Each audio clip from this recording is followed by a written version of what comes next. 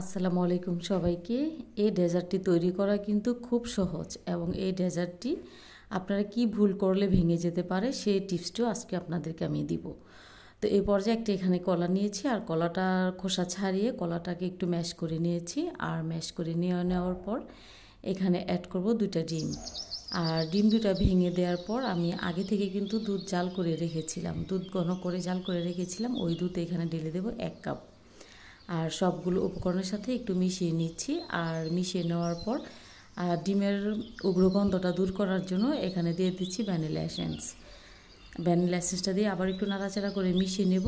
আর মিশিয়ে নেওয়ার পর এখানে আমি দিয়ে দিচ্ছি 3 টেবিল চামচ পরিমাণ চিনি। চিনিটা আপনারা আপনাদের পছন্দ মতো এখানে অ্যাড করতে পারেন।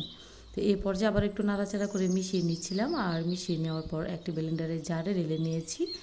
আর ঢেলে নেওয়ার পর খুব ভালো করে স্মুথভাবে পেস্ট করে নিয়েছি। আর নিয়ে নেওয়ার পর ছাঁকনি দিয়ে ছেঁকে নিয়েছি।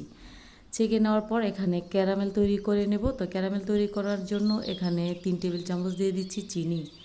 আর চিনিটা গলে আসা পর্যন্ত অপেক্ষা করছিলাম। তো এই পর্যায়ে ক্যারামেলের কালারটা আসতে শুরু করেছে, তাই নাড়াচাড়া করে আরেকটু গাঢ় কালার করে নেব। তো এই পর্যায়ে আপনারা দেখতেই পাচ্ছেন যে কালারটা কতটা সুন্দর হয়েছে। তো এই পর্যায়ে চুলা থেকে নামিয়ে নিতে হবে, বেশি কালার করা যাবে না। বেশি কালার করতে গেলে দেখা গেছে সেই ক্ষেত্রে ক্যারামেলটা পুড়ে যেতে পারে আর খাওয়ার সময় কিন্তু তিতা ভাব হতে পারে। তো এরই পর্যায়ে একটি পাত্রে আমি ক্যারামেলটা ঢেলে নিয়েছি। আর ঢেলে নিয়ে পুরোটা সেট করে নিয়েছি। নিয়ে নেওয়ার পর যে আগে থেকে আমি মিশ্রণটা ছাঁকনি দিয়ে ছেঁকে রেখেছিলাম, ওই মিশ্রণটা এই পাত্রে আমি ঢেলে দিয়েছি। আর ঢেলে দেওয়ার পর একটি টিস্যু পেপার বিছিয়ে নিয়েছি। আর পর্যাপ্ত পরিমাণ পানি অ্যাড করছি এই পাত্রের মধ্যে। পানিটা দিয়ে দেওয়ার পর যে ডেজার্টটা আমি সেট করে রেখেছি ওই ডেজার্টটা এখানে বসিয়ে দেব। পানির পরিমাণটা ঠিক কতটুকু আছে আপনারা দেখেই বুঝতে পারছেন।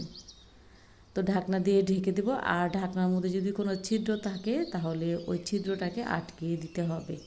তো ঢাকনা দিয়ে ঢেকে রেখে দিয়েছিলাম। আর 10 থেকে 15 মিনিটের মধ্যেই কিন্তু আমার এই ডেজার্টটা রেডি হয়ে গেছে। তো রেসিপি ভালো লাগলে শেয়ার করা অনুরোধ রইল। তো যে কথাটা আমি আপনাদেরকে বলতে চেয়েছিলাম যে কাজটি করলে পুডিংটা ভেঙে যেতে পারে, ওই কাজটি থেকে আপনারা বিরত থাকবেন। যেমন আমি পুডিংটা কিন্তু তৈরি করার কিছুক্ষণ পরেই কেটে নিয়েছিলাম, যেহেতু এটা তাড়াহুড়া করে খাওয়ার জন্য আমি করেছিলাম তাই।